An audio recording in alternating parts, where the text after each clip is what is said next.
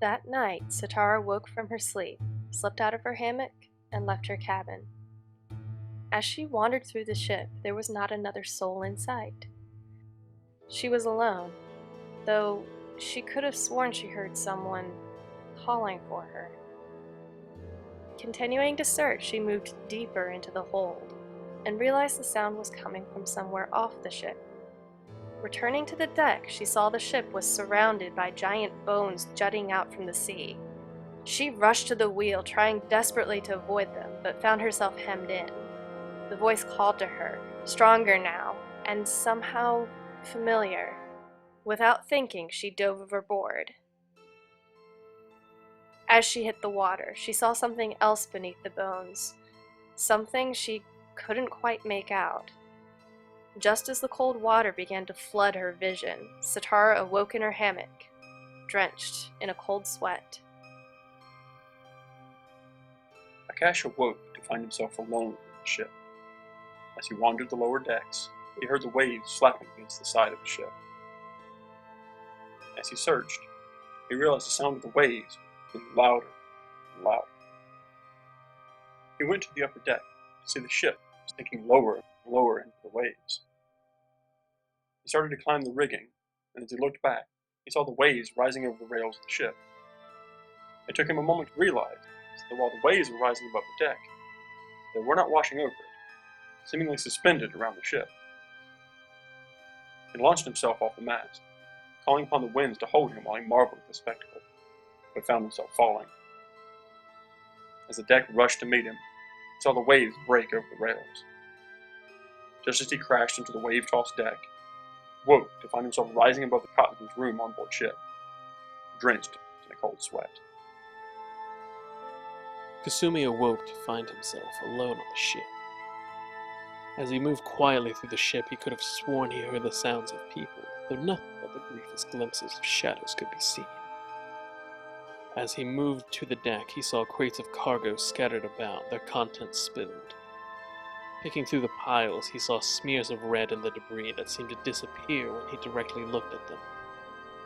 Suddenly, Kasumi was thrown from his feet as he felt the ship lurch. Looking out, he saw ice piling up around the ship, rising higher and higher as it rose over the sides of the ship and spilled across the deck. Kasumi started to climb the rigging, but was quickly overcome by the ice. As he felt it close around him, he heard the sound again, though whether it was the tinkling of cracking of ice, or the laughter of children, he could not be certain. With a last gasp of air, the ice closed over him, and Kasumi bolted awake in his cot on board ship, drenched in a cold sweat. Maisie awoke to find herself alone on the ship. Rushing to the wheel, she attempted to steer the ship, only to realize that although the wheel turned, the ship would not respond to her direction. Heading below decks, Maisie found the ship armed for war with row after row of weapons on racks. Hearing a raucous sound from above, she returned to the deck to find the ship thrashing about, caught in a whirlpool. Despite her best efforts, the ship continued slowly towards the center of the vortex. Looking overboard, Maisie could have sworn for a moment that she saw figures whirling about in the waves before the ship tipped over and plunged into the maelstrom. As she felt herself being thrown from the crashing waves, she awoke, springing from her cot in her room, drenched in a cold sweat. Dasha awoke to find herself alone on the ship. As she came up to the deck, she looked to the horizon and saw, in the distance, giant spears stabbing out of the sea. As she turned to call out, she suddenly looked back and found herself sailing amongst the spears. Moving from bow to stern, she couldn't quite make out if the ship was sailing through a forest on land or if the spears were sprouting from the water. As she moved back and forth, trying to get a better look around the ship, she felt a presence, both before and behind her. Torn, she felt herself pulled forward to chase what was seemingly just out of her vision, and pushed to run from whatever was behind her. As she looked back and forth, she saw giant spears bursting up around the ship, nearly impaling her. And then she awoke in her hammock with a start, drenched in a cold sweat. The next morning, Sitara discovered she had not been the only one plagued with strange dreams the previous night, as the new crew shared their respective nightmares over breakfast. The pious Dasha and the captain were both struck by this incident. As followers of Visitori, they ruminated on these dreams, though neither were accomplished dream readers. Sitara knew, as all Uwami do, that it is easier to divine the meaning of a stranger's dream than that of a friend, and one never interprets one's own dream. Nonetheless, Dasha's nightmare left her deeply unsettled and questioning the origins of the redwood used in Viz Leany's construction.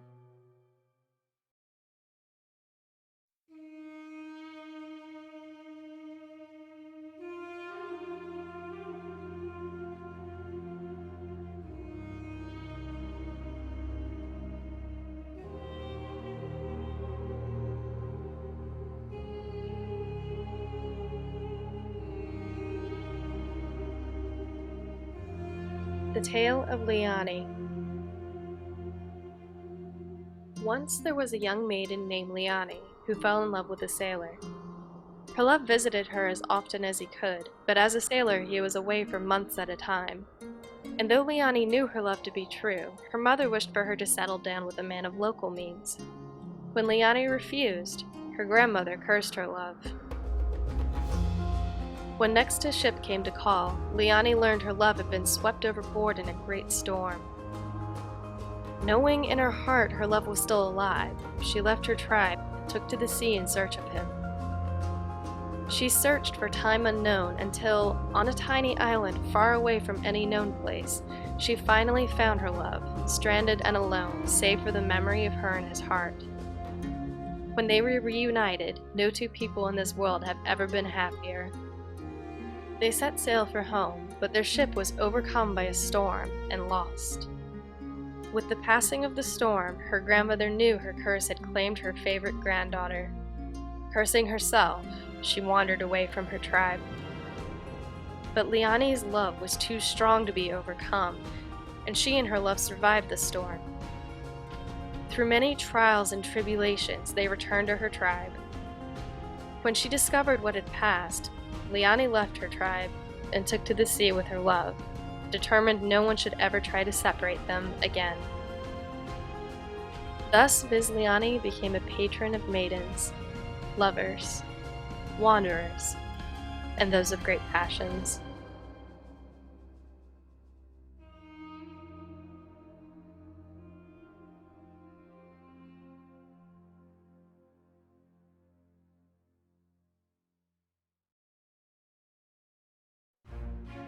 Emrys spotted a set of blue-colored sails on the horizon, heading towards Rakosis. As the ships approached, Sitara, seeming to recognize it, wasted no time in hailing the vessel. The two ships came alongside, and Viz Leany extended a plank to invite aboard the famed treasure hunter, Nakarada, captain of Nymph's Delight. They soon discovered he was also a friend of their patron, as Captain Sheg explained he had known Aline was searching for a captain, and had hoped to return to Rakosis in time to see Viz Leany before her maiden voyage. After taking a tour of Viz Leany, intrigued by her design, Nakarada challenged Captain Sitara to a nighttime race. The wager would be half Viz Leany's cargo, and a crew member of Nakarada's choice to spend an evening with him if Nymph's Delight won. And if Viz Leany were victorious, he offered Sitara a prize worthy of her new position. Sitara, not about to pass an opportunity to test herself against her idol, eagerly doubled down, betting the entirety of the cargo for this prize, and a tour of Nymph's Delight. After the terms were set, the crew of Viz Leany, more than a little uncertain at their captain's apparent impulsiveness, and some questioning her sanity, rested and prepared for the night ahead.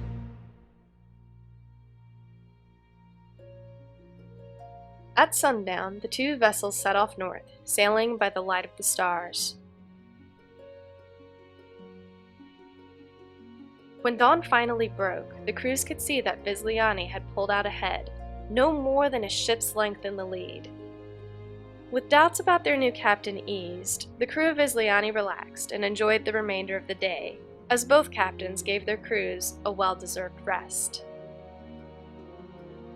Nakarada later joined them for breakfast, during which Dasha shared the legend behind the ship's figurehead, the Tale of Leany, an Uwami story which Sitara could not recall her mother's clan recounting.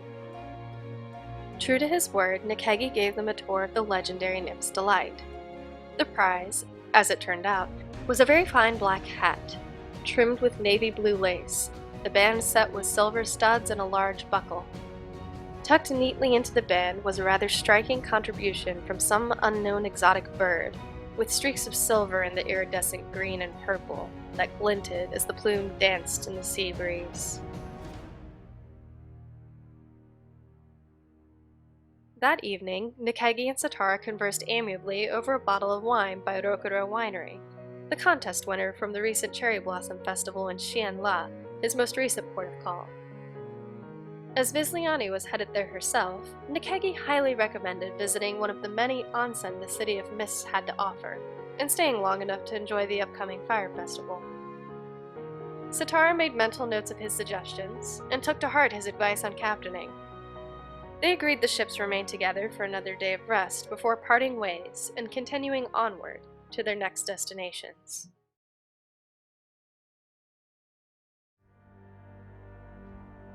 On the 12th day of the second moon, the crew noticed ominous clouds swiftly approaching on the horizon.